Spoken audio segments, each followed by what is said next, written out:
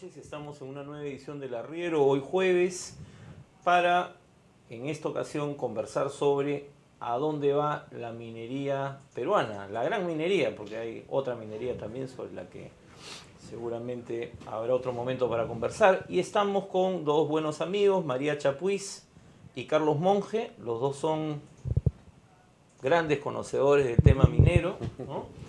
Carlos ha estado en el programa varias veces, hemos tenido acá varios debates sobre conga, sobre espinar, y María, sí, bienvenida, porque es la primera vez que te tenemos en el programa. Muy buenas noches a los dos. Entrando directamente en materia, hace pocos días Roque Benavides dijo en una declaración al diario Correo, me parece, que el gobierno no estaba suficientemente comprometido con la inversión privada y que no estaba empujando los proyectos lo suficiente. Y algunos también, la Sociedad Nacional de Minería, la presidenta de la Sociedad de Minería y otros voceros del sector señalan que con el tema de la consulta, por ejemplo, la consulta previa, el gobierno no termina de definir las cosas y que entonces habría como un retroceso de esta apuesta del gobierno por la gran inversión. ¿Cómo lo ves tú, Marita? Bueno, en el tema de la consulta previa tengo entendido que el problema que tendría el Ministerio de Cultura es que hay varios documentos donde el Perú se ha declarado como un pueblo indígena en total.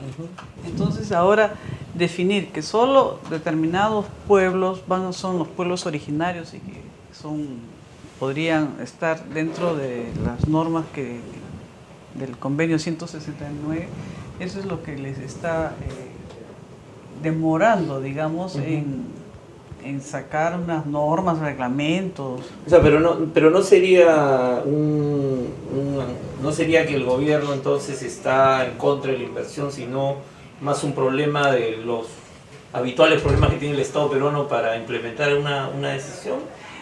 Mira, en minería yo creo que no sé en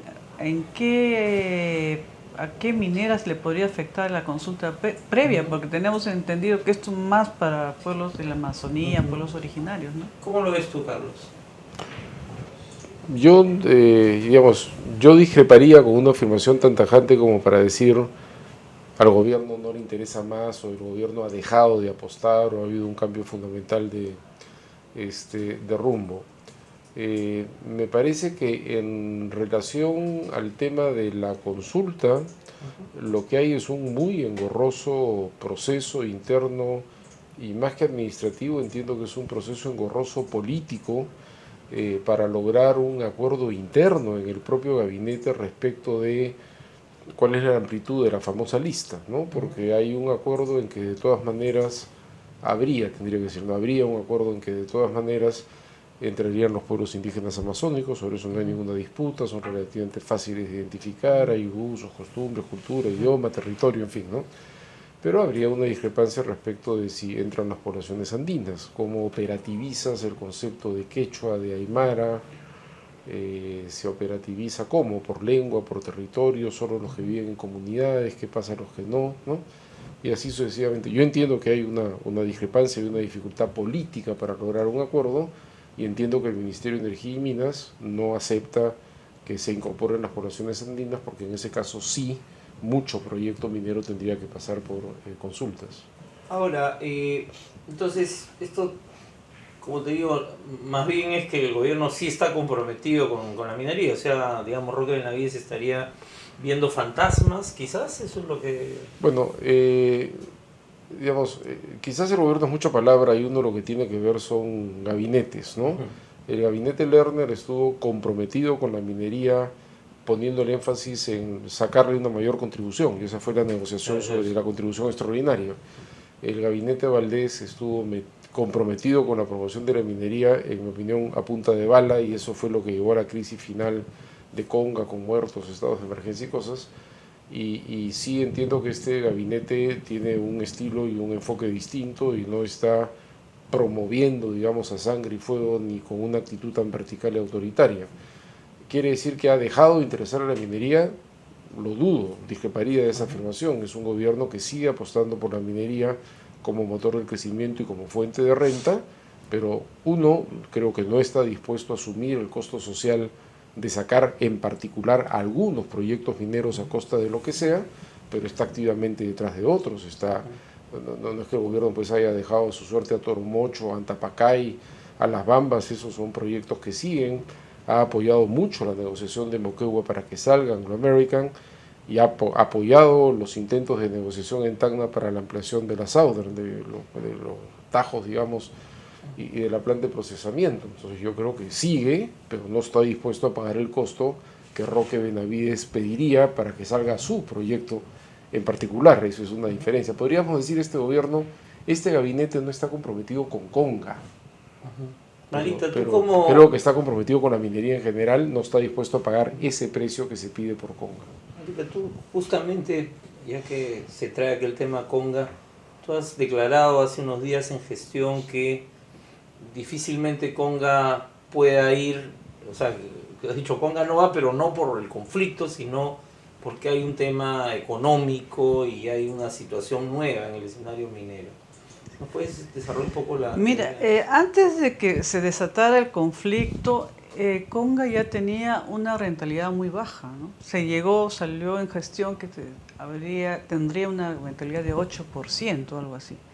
Entonces, si uno le hace un cálculo económico y que consideramos que ha bajado el precio del oro, que ha bajado el precio del cobre y además que ha habido una demovilización, entonces uno, supongo, porque no lo he visto, pero me imagino que una nueva corrida financiera hará que la rentabilidad, si antes era 8, ahora muchísimo menos, ¿no? Y esto, pensando no solamente en Conga, ¿no? ¿Cómo afecta además a los otros proyectos en Cajamarca que han quedado en suspenso? O sea, porque efectivamente en el sur y en el centro hay proyectos que están avanzando, pero en el norte la cosa se ha como estacionado. Mira, el asunto es el siguiente. Cuando se ha desatado todo este problema social, que no se percibía, o sea, cuál era, no era un problema ambiental, era un problema bien social. Yo creo que el TIR que las matrices están exigiendo para un proyecto en Cajamarca es un TIR muy alto. Un TIR muy alto que no creo que los pueda estar dando Galeno, Michiquillay o Conga. Entonces, las empresas se deben haber retraído y deben estar movilizando sus fondos a otros proyectos, ¿no? Porque uno lo nota, ¿no? ¿Por qué otros proyectos, como tú lo acabas de decir, en el sur siguen más o menos avanzando? Yo creo que es por las mismas decisiones de las matrices, ¿no? ¿Cómo es tú, Carlos, esta Bueno, situación en el caso particular de lo de Conga, yo diría dos cosas. Una, que en términos generales, así como siempre me he opuesto a asumir, en mi opinión irresponsablemente, que el ciclo de demanda y precios altos era para siempre y que por entonces el país podía seguir apostando a minería porque, ¿no? Porque hay volatilidad, es natural, ¿no? En este negocio, en fin, entonces era un error apostar todo a una canasta que es volátil e inestable. Ahora también me preocupa que por una caída de precios, ¿no? Hay un momento de caída, ahora de repente todo el análisis corre a decir cayó el oro, cayó el cobre, se caen los proyectos, se cae la inversión, porque qué evidencia tenemos de que esta es una caída, digamos, sostenida, sustantiva, estructural y que el piso de los precios, ¿no? En los próximos años por venir va a estar más abajo de lo que ha estado en estos tiempos. Entonces yo diría suave, ¿no? No correr, digamos, a conclusiones rápidas respecto de grandes cosas frente a lo que puede ser, así como hubo picos, que algunos se volvieron loquitos con la idea de que el precio será así siempre. Bueno, ahora tienes una especie de bache, ¿no? Y entonces viene una especie de depresión general y todos los análisis son que esto se cae. Esa es una primera cuestión. En segundo lugar, si Conga no saliese, seguramente por una combinación de razones. El conflicto no ha cesado, la resistencia está ahí, ese será un factor. Pueden haber también factores de casa matriz, de tasas internas de retorno que no resultan satisfactorios a las expectativas de los accionistas. El factor precio seguramente también será un elemento, pero digamos, si por un combo de razones Conga no va, ¿qué pasa con Galeno y Michiquillay? La pregunta es si estaban concebidos como proyectos totalmente autónomos que podrían sostenerse sin Conga, digamos, porque mucho de lo de Conga es mala marca de Yanacocha. Goldfields no tiene este tipo de conflictos y resistencia, ¿no es cierto? Tiene otra relación histórica. Está discretamente al costado, ¿no es cierto? Ya, pero digamos que esos van. La pregunta es, ¿son proyectos totalmente autónomos? Yo entiendo que parte importante de la inversión de Conga es el molino de minerales y que ese molino tenía que procesar no solamente la producción de Conga, sino de estos otros. Entonces, en los estudios de factibilidad de Conga y Michiquillay, de Galeno y Michiquillay, ¿no?